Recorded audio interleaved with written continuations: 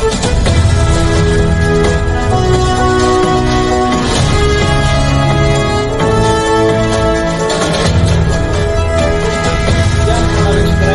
Big news update ಏನ್ ಬರ್ತಾ ಇದೆ. ನ್ಯೂಸ್ ಅಪ್ಡೇಟ್ ಅಂತಂದ್ರೆ ಸೆಲೆಬ್ರಿಟಿಗಳಿಗೆ ಒಂದು ಸಂಕಷ್ಟ ಶುರುವಾಗಿದೆ. ಏನು ಅಂತಂದ್ರೆ ಅದರಲ್ಲೂ ತೆಲಂಗಾಣದಲ್ಲಿ ಒಂದು ಸಂಕಷ್ಟ ಏನು ಅಂತಂದ್ರೆ ಸೆಲೆಬ್ರಿಟಿಗಳು ಮತ್ತು ಸೋಷಿಯಲ್ ಮೀಡಿಯಾ ಇನ್ಫ್ಲೂಯೆನ್ಸರ್ಗೆ ಕೇಸ್ ರಿಜಿಸ್ಟರ್ ಆಗಿದೆ. ಏನು ಕೇಸ್ ರಿಜಿಸ್ಟರ್ ಆಗಿದೆ ಅಂತಂದ್ರೆ ಈ ಆನ್ಲೈನ್ ಬೆಟ್ಟಿಂಗ್ ಆ್ಯಪ್ ಮತ್ತೆ ಬೆಟ್ಟಿಂಗ್ ಆ್ಯಪ್ಗಳಿಗೆ ಪ್ರಮೋಟ್ ಮಾಡ್ತಕ್ಕಂಥ ಸೆಲೆಬ್ರಿಟಿಗಳ ವಿರುದ್ಧ ಸುಮಾರು 25 ಸೆಲೆಬ್ರಿಟಿಗಳ ವಿರುದ್ಧ ಕೇಸ್ ಹಾಕಲಾಗಿದೆ.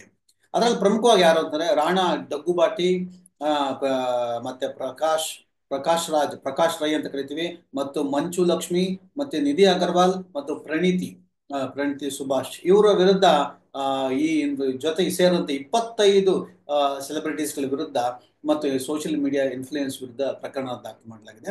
ಅಂದ್ರೆ ನೀವು ಜೂಜನ್ನ ಪ್ರಮೋಟ್ ಮಾಡ್ತಾ ಇದ್ದೀರಾ, ಜೂಜನ್ನ ನೀವು ಇನ್ಫ್ಲೂಯೆನ್ಸ್ ಮಾಡ್ತಾ ಇದ್ದೀರಾ ಅಂತ ಹೇಳಿ ಗ್ಯಾಮ್ಲಿಂಗ್ ಅನ್ನ ನೀವು ಪ್ಲಾಟ್ಫಾರ್ಮ್ ಅನ್ನ ಮಾಡ್ತಾ ಇದ್ದೀರಿ, ಇದನ್ನ ಪ್ರಮೋಟ್ ಮಾಡ್ತಾ ಇದ್ದಾರೆ, ಇದರಿಂದ ನೀವು ಹಣ ಸಂಪಾದನೆ ಮಾಡ್ತಾ ಇದ್ದೀರಾ.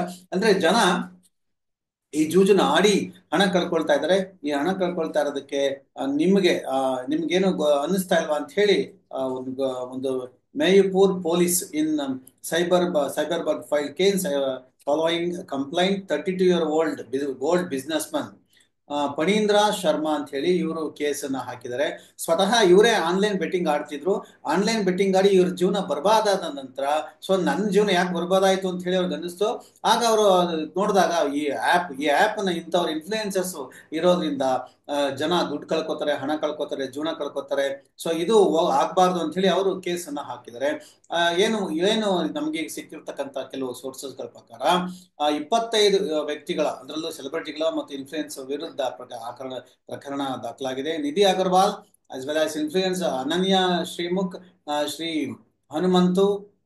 ಹನುಮಂತು ಶಾಮಕಲಾ, ವಾರಣಾಸಿ ಶಂಬಾ, ನೇಹಾ ಪಂಡು, ಪದ್ಮಾವತಿ, ಇಮ್ರಾನ್ ಖಾನ್, ವಿಷ್ಣು ಪ್ರಿಯಾ, ಹರ್ಷ ಸಾಯಿ, ಸನ್ನಿ ಯಾದವ್, ಮತ್ತೆ ಕಾಸ್ಟಿ ತೇಜ ಮತ್ತೆ ರೀತು, ಹೀಗೆ ಸುಮಾರು 25 ಹೆಚ್ಚು ವಿರುದ್ಧ ಕೇಸ್ ದಾಖಲಾಗಿದೆ.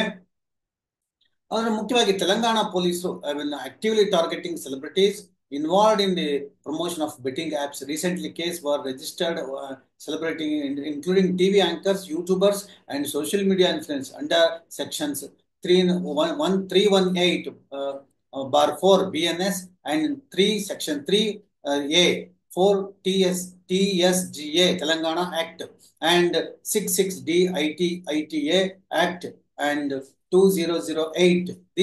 ಈ ಕೇಸ್ಗಳಲ್ಲಿ ಇವರನ್ನ ಬುಕ್ ಮಾಡಲಾಗಿದೆ.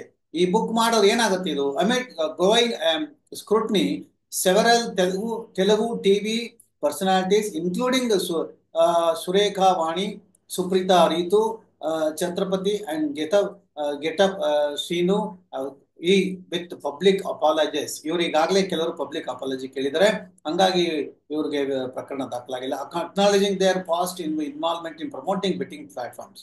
They claimed they were unaware of the negative consequences of the time. ನೋಡಿ, ಅವ್ರಿಗೆ ಗೊತ್ತಿರ್ಲಿವಂತ ಇವ್ರಿಗೆ ನೆಗೆಟಿವ್ ಆಗುತ್ತೆ ಅಂತ ಹೇಳಿ. ಎಂಥ ಮೂರ್ಖರು ಮುಟ್ಟಾಳರು ಸೆಲೆಬ್ರಿಟಿಗಳು ಅಂತ ಹೇಳಿ ನಾವು ಅವ್ರನ್ನೆಲ್ಲ ಜನ ಎತ್ಕೊಂಡು ಪೂಜೆ ಮಾಡ್ತಾರೆ, ತಲೆ ಮೇಲೆ ಹೊತ್ಕೊಂಡು ಮೆರೆಸ್ತಾರೆ.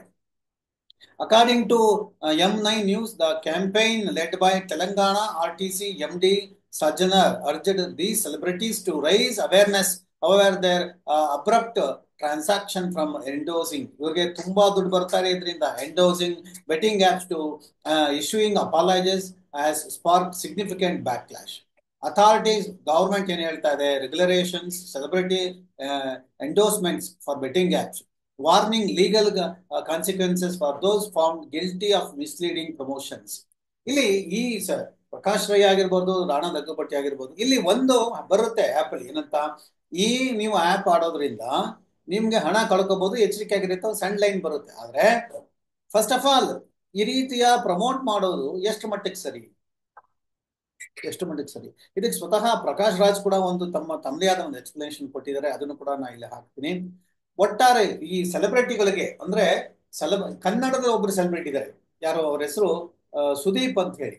ಸುದೀಪ್ ಇವ್ರ ಮೇಲೂ ಕೂಡ ಇದೇ ರೀತಿಯ ಆರೋಪ ಬಂತು. ನೀವು ಆನ್ಲೈನ್ ಬೆಟ್ಟಿಂಗ್ ಅದನ್ನ ಪ್ರಮೋಟ್ ಮಾಡಬೇಡಿ ಅಂತ ಕೂಡ ಹೇಳಿದ್ರು. ಆದ್ರೆ ಅವರು ಈಗಾಗಲೇ ಒಪ್ಪಂದ ಆಗ್ಬಿಟ್ಟಿದೆ, ನಾನು ಮಾಡ್ಬೇಕು ಅಂತ ಹೇಳ್ತಾರೆ.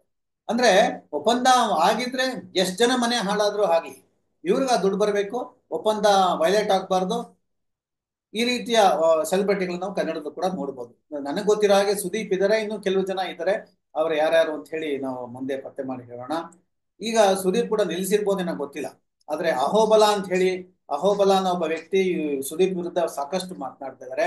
ಅಂದ್ರೆ ಈ ರಾಣಾ ದಗ್ಗುಬಾಟಿ ಆಗ್ಲಿ, ಪ್ರಕಾಶ್ ರಾಯ್ ಆಗ್ಲಿ, ಇವರೆಲ್ಲ ಈ ಆಪ್ ಗಳನ್ನ ಮತ್ತು ಆನ್ಲೈನ್ ಇದನ್ನ ಹೇಳ್ತಾ ಎಷ್ಟು ಮಟ್ಟಿಗೆ ಅಂದ್ರೆ ತಮ್ಮನ್ನ ತಾವು ಈ ಪ್ರಮೋಟ್ ಮಾಡ್ತಾ ಇರ್ತಾರೆ, ಜೂಜನ್ನ ಪ್ರಮೋಟ್ ಮಾಡ್ತಾ ಇರ್ತಾರೆ. ಈ ಜೂಜ್ ಆಡೋದ್ರಿಂದ ಜನ ಹಣ ಕಳ್ಕೊತಾರೆ, ಅವ್ರ ಜೀವನ ಬರ್ಬಾದ್ ಆಗುತ್ತೆ, ಅವ್ರ ಜೀವನಕ್ಕೆ ಎಷ್ಟು ಮಟ್ಟಿಗೆ ಅನ್ಯಾಯ ಆಗುತ್ತೆ ಅವ್ರಿಗೆ.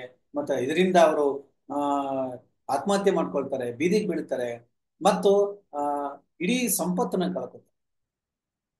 ಯಾವುದೋ ಒಬ್ಬ ನಟನೆಗೆ ಸುಲಭವಾಗಿ ಹಣ ಬಂದ್ಬಿಡುತ್ತೆ. ಆತನಿಗೆ ₹1 ಬೆಂಕಿಯಲ್ಲಿ ಬೆವರು ಸೂಸಂಗಿಲ್ಲ, ದುಡಿಯೋಂಗಿಲ್ಲ, ಏನಿಲ್ಲ. ಅವ್ನು ಬರೀ ಕುತ್ಕೊಂಡು ಟಿವಿ ಕ್ಯಾಮರಾ ಮುಂದೆ ಹೇಳಿದ್ರು ಸಾಕು, ಅವನಿಗೆ ಲಕ್ಷಾಂತರ ರೂಪಾಯಿ, ಕೋಟ್ಯಾಂತರ ರೂಪಾಯಿ ಹೊರದು ಬರುತ್ತೆ.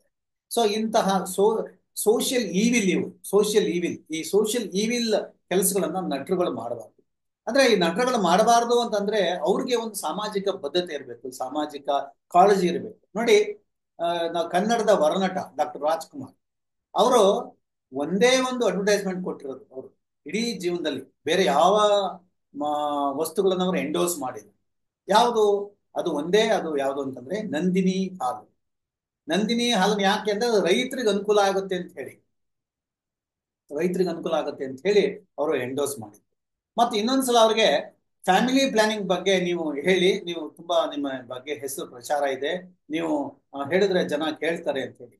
ಆಗ ಅವ್ರು ಯಾರು ಹೇಳಕ್ ಬಂದಿದ್ರು ಅವ್ರಿಗೆ ಸರಿಯಾಗಿ ಮಂಗಳಾರತಿ ಮಾಡಿ ಕಳಿಸ್ತಾರೆ ರಾಜ್ಕುಮಾರ್. ಯಾಕೆ ಅಂತಂದ್ರೆ ಅವ್ರು ಹೇಳೋದಿಷ್ಟೇ, ಫ್ಯಾಮಿಲಿ ಪ್ಲಾನಿಂಗ್ ಅಂದ್ರೆ 2 ಮಕ್ಕಳು ಅಂತ ಹೇಳಿ. 2 ಮಕ್ಕಳು, ಒಬ್ಬ ಅಥವಾ 2 ಗಂಡಾಗ್ಲಿ ಹೆಣ್ಣಾಗ್ಲಿ, ನಮ್ಮ ಕುಟುಂಬದಲ್ಲಿ 2 ಇರ್ಲಿ ಅಂತ ಅದು ಆ್ಯಡ್, ಅದು ಫ್ಯಾಮಿಲಿ ಪ್ಲಾನಿಂಗ್. ಆಗ ರಾಜ್ಕುಮಾರ್ ಹೇಳ್ತಾರೆ, ನನಗೆ ಇದನ್ನ ಹೇಳೋಕೆ ನನಗೆ ಅರ್ಹತೆ ಇಲ್ಲ. ಯಾಕೆ ಅರ್ಹತೆ ಇಲ್ಲ? ನನಗೆ 5 ಜನ ಮಕ್ಕಳಿದ್ದಾರೆ, 2 ಹೆಣ್ಮಕ್ಳಿದ್ದಾರೆ, 3 ಗಂಡು ಮಕ್ಳಿದ್ದಾರೆ. ನಾನೇ ಇದನ್ನ ಪಾಲಿಸಿಲ್ಲ. ಇದನ್ನ ನಾನು ಹೇಳಿದ್ರೆ ಅನ್ಯಾಯ ಆಗುತ್ತೆ, ತಪ್ಪಾಗುತ್ತೆ, ಮತ್ತು ಜನ ನನ್ನನ್ಗೆ ಏನ್ ಅನ್ಕೋತಾರೆ, ಇವನೇ 5 ಜನ ಮಕ್ಳಿಗೆ ಮಾಡ್ಕೊಂಡವ್ರೆ, ಮತ್ತೆ ಎಲ್ಲರಿಗೂ ಕಡಿಮೆ ಮಕ್ಳು ಮಾಡ್ಕೊಳ್ಳಿ ಅಂತ ಹೇಳ್ತಾನೆ. ನನ್ ಮಾತು ಯಾರು ನಂಬ್ತಾರೆ? ಯಾರು ನಂಬೋದಿಲ್ಲ. ಹಂಗೆಲ್ಲ ಹೇಳ್ಬಾರ್ದು, ಅದನ್ನ ದಯವಿಟ್ಟು ನಾನು ಹೇಳಲ್ಲ ಅಂತ. ಇದು ರಾಜ್ಕುಮಾರ್. ಈಗ ರಾಜ್ಕುಮಾರ್ಗೆ ಇದ್ದಿದ್ದು ಅದು ಸಾಮಾಜಿಕ ಬದ್ಧತೆ, ಸಾಮಾಜಿಕ ಕಾಳಜಿ. ಅದೇ ಇವತ್ತು ಇಲ್ಲ ಆ ನಟರುಗಳಿಗೆ ಇದ್ದಿದ್ರೆ ಇವತ್ತು ಸೋಷಿಯಲ್ ಮೀಡಿಯಾದಲ್ಲಿ ಈ ರೀತಿ ಇನ್ಫ್ಲೂಯೆನ್ಸ್ ಮಾಡಿ ಹಣ ಸಂಪಾದನೆ ಮಾಡ್ತಾ ಇರ್ಲಿಲ್ಲ.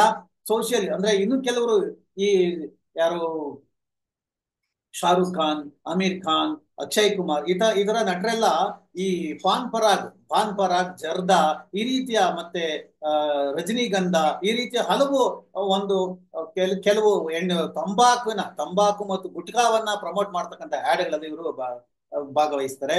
ಇದು ಕೂಡ ಜನರ ಆರೋಗ್ಯವನ್ನ ಹಾಳು ಮಾಡುತ್ತೆ. ಸೊ ಅವ್ರಿಗೂ ಕೂಡ ಅದು ಎಚ್ಚರಿಕೆ ಇರಬೇಕು. ನಾನು ಈ ಆಡ್ ಅನ್ನ ಪ್ರಮೋಟ್ ಮಾಡ್ರಿ, ಎಷ್ಟು ಜನ ಗುಡ್ಗಾ ತಿಂತಾರೆ, ಎಷ್ಟು ಜನ ಜರ್ದಾ ತಿಂತಾರೆ, ಅವ್ರಿಗೆ ಯಾವ ರೀತಿಯ ಕ್ಯಾನ್ಸರ್ ಬರುತ್ತೆ, ಬಾಯ್ ಕ್ಯಾನ್ಸರ್ ಬರುತ್ತೆ, ಏನೇನ್ ಸಮಸ್ಯೆ ಆಗುತ್ತೆ ಅಂತ ತಿಳ್ಕೊಂಡು ಅವರು ಯಾವುದೇ ಒಂದು ಪ್ರಾಡಕ್ಟ್ ನ ಎಂಡೋಸ್ ಮಾಡ್ಬೇಕು. ಆದ್ರೆ ಅಂತ ಬದ್ಧತೆ ಎಲ್ಲಿಗಿದೆ, ಯಾರಿಗಿದೆ? ಕೇವಲ ಹಣ ದುಡಿದ್ರೆ ಸಾಕು. ಸೊ ಹಣ ದುಡಿದ್ರೆ ಸಾಕು ಅನ್ನೋರಿಗೆ ಇವತ್ತು ತೆಲಂಗಾಣದಲ್ಲಿ ಕೇಸ್ ಬಿದ್ದಿದೆ. ಸೊ ಅಲ್ಲಿ ಯಾವೊಬ್ಬ ಅನುಭವಿಸಿ ತಾನೇ ಕೇಸ್ ಹಾಕ್ತಾ, ಅದರಿಂದ ಕೇಸ್ ಬಿದ್ದಿದೆ. ಇದು ಎಚ್ಚರಿಕೆ ಆಗ್ಬೇಕು. ಕನ್ನಡದ ಸೆಲೆಬ್ರಿಟಿ ಆಗ್ಲಿ, ಬಾಲಿವುಡ್ ಸೆಲೆಬ್ರಿಟಿ ಆಗ್ಲಿ, ಯಾರೇ ಸೆಲೆಬ್ರಿಟಿ ಆಗ್ಲಿ, ನಾನು ಇದನ್ನ ಎಂಡೋಸ್ ಮಾಡೋದ್ರಿಂದ ಸಮಾಜಕ್ಕೆ ಏನು ಅನುಕೂಲ ಆಗುತ್ತೆ ಮತ್ತು ಸಮಾಜಕ್ಕೆ ಯಾವ ಅನ್ಯಾಯ ಆಗುತ್ತೆ ಅನ್ನೋದು ಗೊತ್ತಿದ್ರೆ ಇವು ಅನಾಹುತಗಳನ್ನು ತಪ್ಪಿಸ್ಬೇಕು.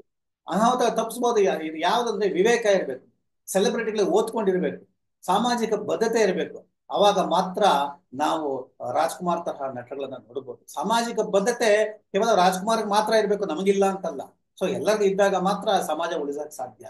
ಸಮಾಜ ಇದ್ರೆ ತಾನೇ ಸೆಲೆಬ್ರಿಟಿ ಜನ ಇದ್ರೆ ತಾನೇ ಅವ್ರ ಸಿನಿಮಾಗಳನ್ನ ನೋಡೋದು, ಇನ್ಫ್ಲೂಯೆನ್ಸರ್ ಆಗೋದು. ಈ ಅರಿವು ಬಹಳ ಮುಖ್ಯ. ಇದು ಆಗಿತ್ತು ಇವತ್ತಿನ ಅಪ್ಡೇಟ್ಸ್. ಮತ್ತೆ ಇನ್ನೊಂದು ಅಪ್ಡೇಟ್ಸ್ ಕೊಡ್ತಾ ಇರ್ತೀವಿ. ನಮ್ಮ ನಿಜವಾದ ಪತ್ರಿಕೋದ್ಯಮವನ್ನ, ನೈಜ ಪತ್ರಿಕೋದ್ಯಮವನ್ನ ಬೆಂಬಲಿಸಿ, ಸಬ್ಸ್ಕ್ರೈಬ್ ಆಗಿ ನಮ್ಮ ಚಾನಲ್ ಹೆಚ್ಚು